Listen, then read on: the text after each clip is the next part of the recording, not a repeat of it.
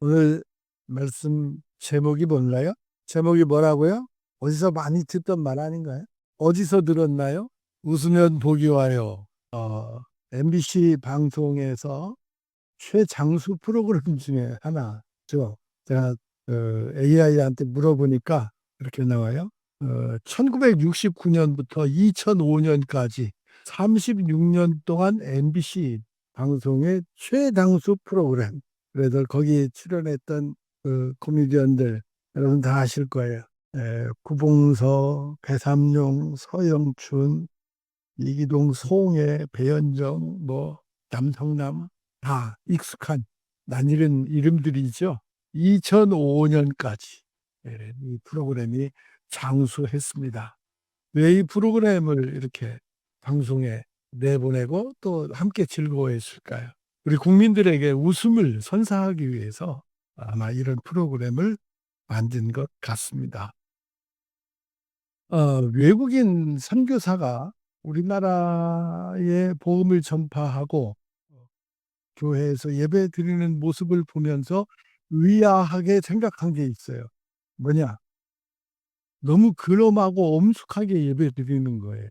옛날 여러분들 예배 드릴 때 생각해 보면 얼마나 엄숙하게 예배 드렸어요. 교회에서 뭐 주일학교 예배 드릴 때 막 뛰어 놀기라도 할라 치면 어른들 할아버지 뭐 장로님 뭐 이런 분들 이놈들 하고 막 뛰지도 못하게 하고 오지도 못하게 하고 그렇게 했던 적이 있습니다. 심지어는 그 어떤 교회는 북도 못 치게 했어요. 장구 같은 것도 못 치게 했어요. 제가 전에 그 심호하던 교회에 90한 5세 된 권사님이 아드님이 목사님이었는데 그 목사님의 따님이 교회에서 반주도 하고 드럼도 치고 그랬어요. 그 말하자면 손자딸이죠. 그냥 이렇게 경건한 교회를 이렇게 막 하고 흔들어 댄다고 막 쫓아다니고 손주는 막 도망 다니고 그런 웃지 못할 일들도 얼마 전까지도 있었어요. 그래서 외국인 선교사가 뭐라고 그랬냐면 한국 교회 교인들은 왜 이렇게 예배를 엄숙하게 근엄하게만 드립니까? 라고 물어봤어요. 그러니까 뭐라고 그랬어요? 예수님이 우리를 구원하시려고 십자가에 죽으셨는데 십자가를 바라보면 그 은혜를 감사하면서 그냥 눈물이 나오지 않을 수가 없습니다. 그래서 이 선교사가 뭐라고 그랬게요? 뭐라고 그랬을까요? 예수님이 십자가에 죽고 끝났나요? 3일 만에 부활하셨잖아요. 우리가 기쁘게 춤추고 노래도 신나게 부르고 찬양해야지요. 그렇게 얘기를 했습니다. 그렇습니다. 우리는 신앙생활을 기쁘게 해야 합니다. 예수님이 우리들 영원한 적 죽음의 그 겉에서 우리를 구해주셨고 사망 권세를 물리쳐 주셨잖아요. 그래서 우리는 기쁘게 신앙생활을 해야 돼요. 하나님은 우리가 기쁘게 살라고 행복하게 살라고 예수 그리스도의 십자가를 통해서 우리 죄 문제를 해결해 주셨어요.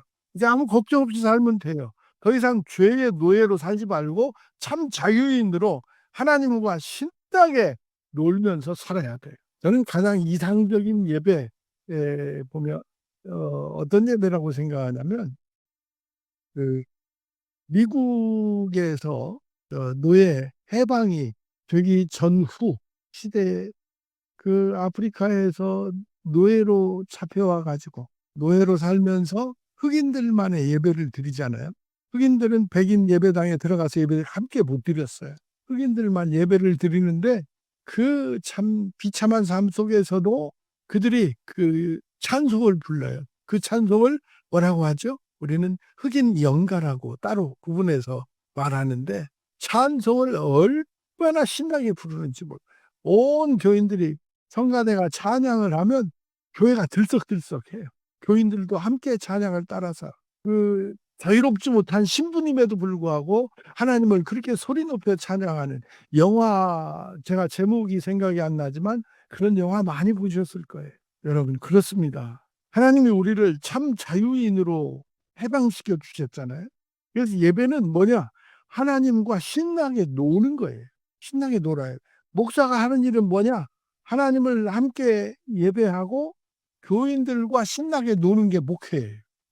오늘 본문 2절 말씀을 한번 보십시오.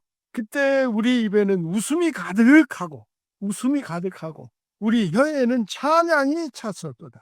그때 문 나라 가운데에서 말하기를 여호와께서 저희를 위하여 큰 일을 행하셨다. 어떤 일을 행하셨어요? 우리를 죄에서 해방시켜 주신, 우리를 다시 하나님의 자녀로 신분을 회복시켜 주신 거예요. 그러니까 죄의 종에서 하나님의 자녀들이 다시 됐어요. 그러니까 하나님과 부모님과 신나게 놀아야죠. 여러분, 그래서 웃음은 하나님이 우리에게 주신 최고의 축복이에요. 예. 웃음은 구원의 결과예요. 구원받은 우리들이 즐겁게 살아야 돼요. 하나님이 우리들에게 주신 축복 중에 축복입니다. 짐승들은 웃는 게 없잖아요. 새들이 지저귀는데 새들이 웃는 걸까요? 우는 걸까요? 우리는 잘 모르죠. 짐승들이 웃는 거 보셨나요? 개나 소나 이런 돼지들이 웃는 거 봤어요? 시장에 가면 웃는 돼지 모습 가끔 보이기는 하는데, 그거는 좀 잘 팔으려고 저 집 돼지보다 우리 집 돼지 머리가 더 빨리 팔리라고 이렇게 익살스럽게 일부러 만드는 거예요. 그럼 웃는 표정이 아니죠. 예. 제가 전에 한번 예를 들어서 말씀드린 적이 있는데, 어떤 병원에 사람이 죽어서 시신이 세 구가 들어왔는데, 놀라운 거는 이 시신들의 얼굴을 보니까 전부 웃는 얼굴이에요. 시신들이 전부 웃는 얼굴.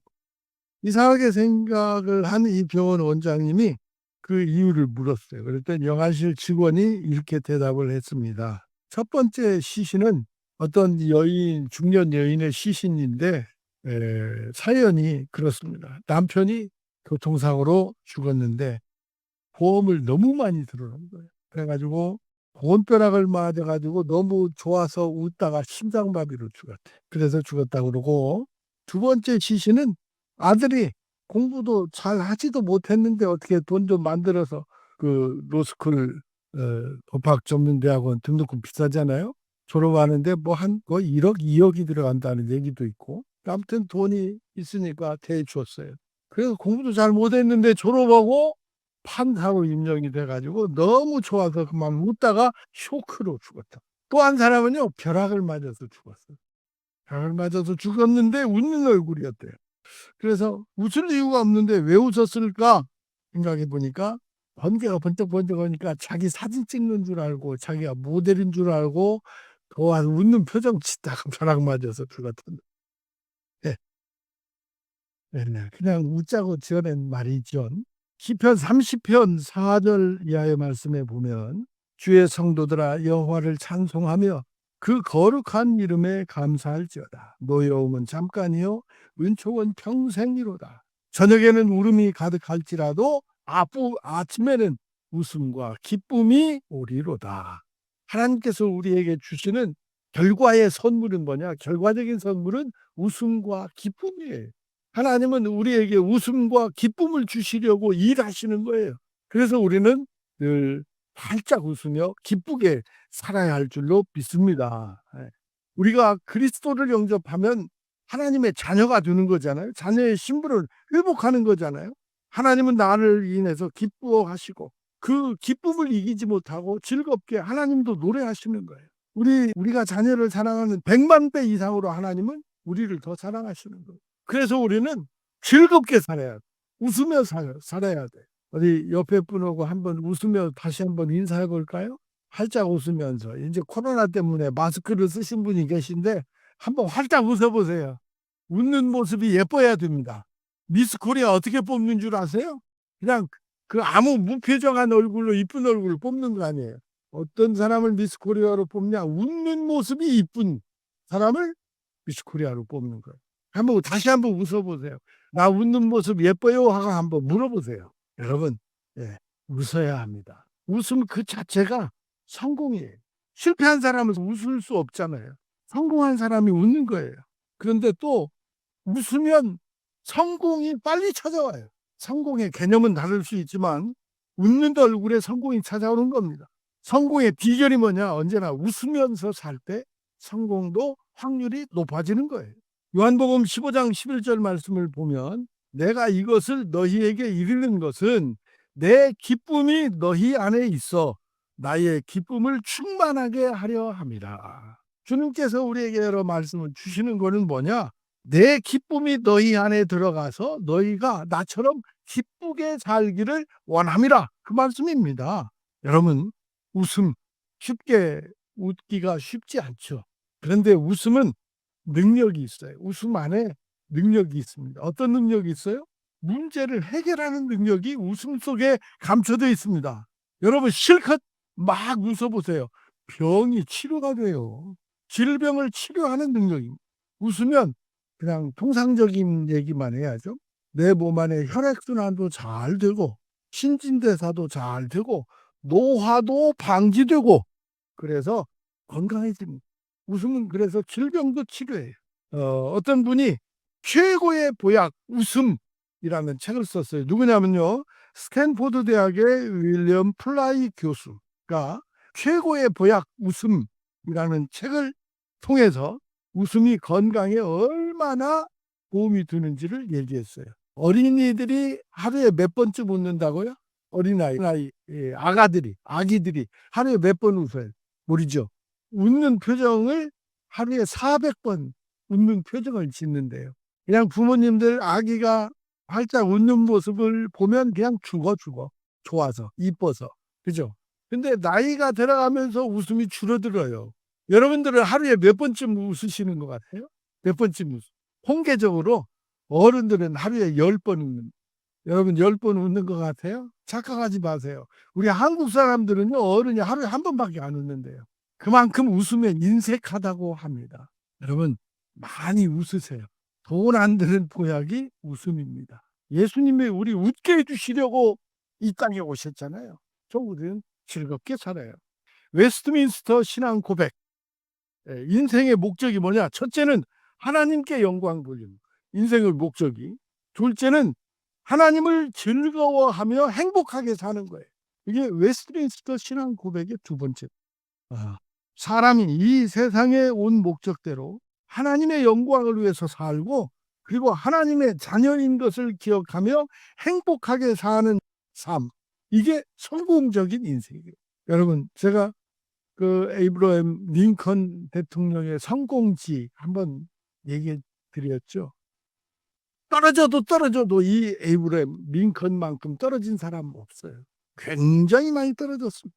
그리고 그 대통령이 되기까지 떨어진 횟수 신기록이에요. 어려서부터 고난이라는 고난을 퍼져왔어요.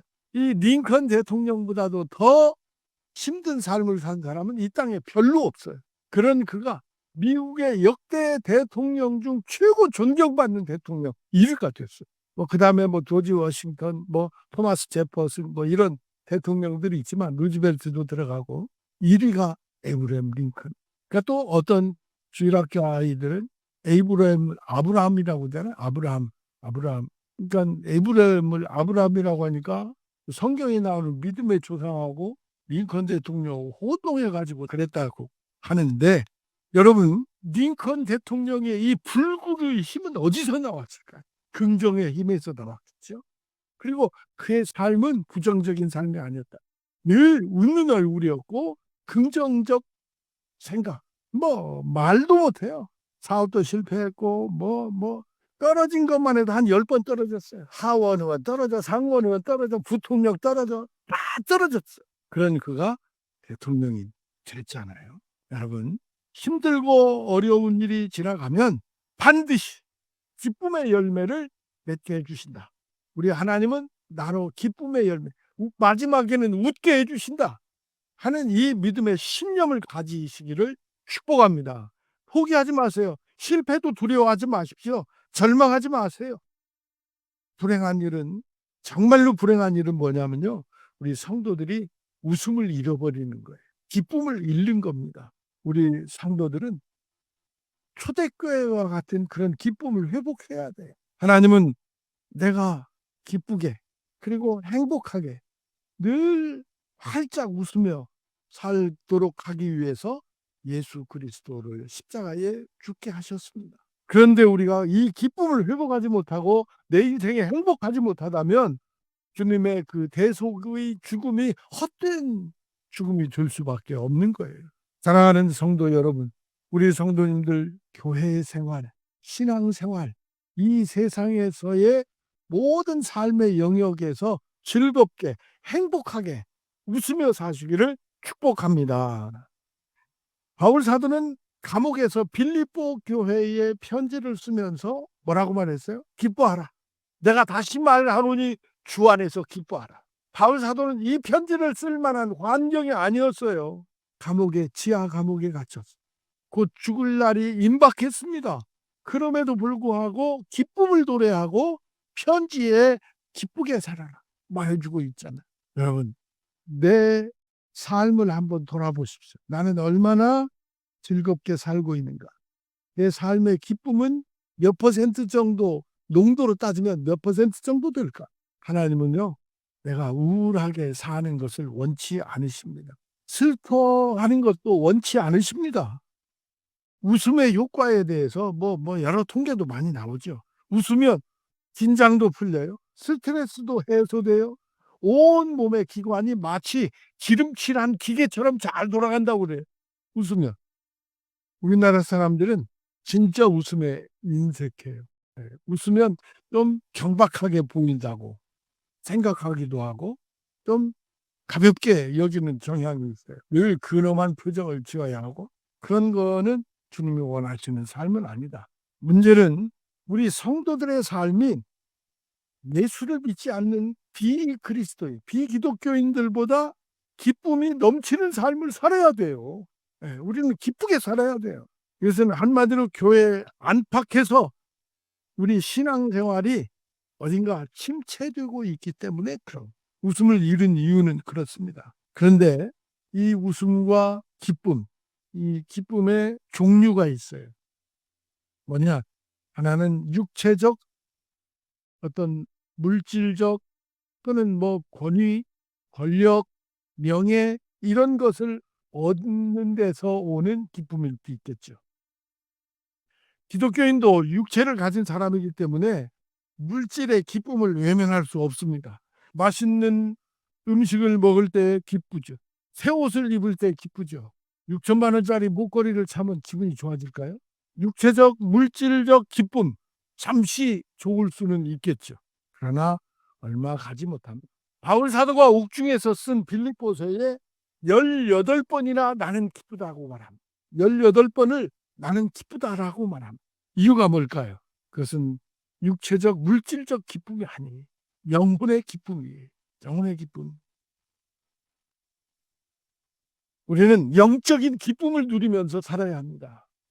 똑같이 세상을 살더라도 우리는 하늘을 우러러 주님이 나를 지켜보고 계시는 모습이 보여야 되고 내가 곧 들어갈 하나님의 나라가 보여야 하고 이 땅에서 흙을 밟고 살고 있지만 우리의 시선은 항상 하늘을 향해 있고 주님이 나와 함께 하시고 주의 거룩하신 영이 성령님이 내 안에 계심을 확신하며 나는 웃음으로 기쁨이 넘치는 감사의 생활을 해야 하지 않겠습니까?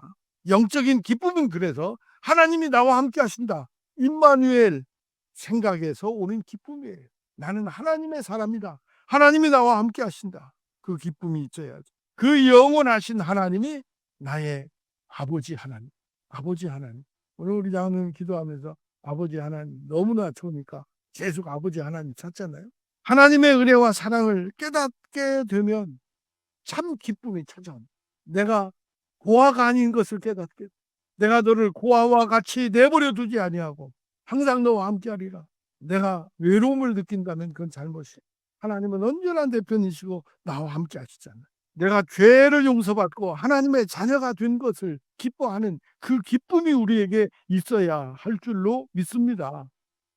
영원한 천국이 나를 기다리고 있어요. 살아도 주님의 것, 죽어도 주님의 것. 사나 죽으나 우리는 주님의 것이라고 고백하면서 이래도 감사하고 저래도 감사하고 그렇게 살아야 그리스도인이라고 할 수 있겠죠. 우리가 항상 기뻐하는 삶을 살려면 영적인 기쁨이 내 안에 가득해야 합니다. 우리 성도님들 기쁨을 누리는 비결은 뭘까요? 예수 그리스도 그분을 나의 마음속에 모셔야 되겠죠. 그리고 가장 중요한 것은 주님의 영 성령님이 내 안에 오셔서 성령님이 나를 주장하시 성령이 충만할 때 기쁨을 얻을 수가 있습니다. 뭘까요? 성령의 열매. 뭐라고 그랬어요? 사랑과 희락과 화평과 자비와 양선과 인내와 충성과 온유와 절제라고 그랬어요. 성령의 열매 중에 기쁨이 몇 번째요? 사랑과 희락. 희락이 뭐예요? 기쁨이죠. 성령의 두 번째 열매가 기쁨이에요. 성령이 마시면 내가 기쁨이 넘치게 됩니다. 하나님과 깊은 관계를 가지면 우리는 환경에 전혀 구애받지 않고 항상 내 입에서는 찬송이 흘러나오고 감사가 나오고 기쁨이 충만한 삶이 될 줄로 믿습니다. 사랑하는 성도 여러분, 우리 홍산교회가 기쁨이 충만한 교회가 되기를 축복합니다. 여러분들의 삶에 기쁨이 넘치기를 축복합니다. 여러분들의 가정에도 기쁨의 웃음꽃이 만발하기를 축복합니다.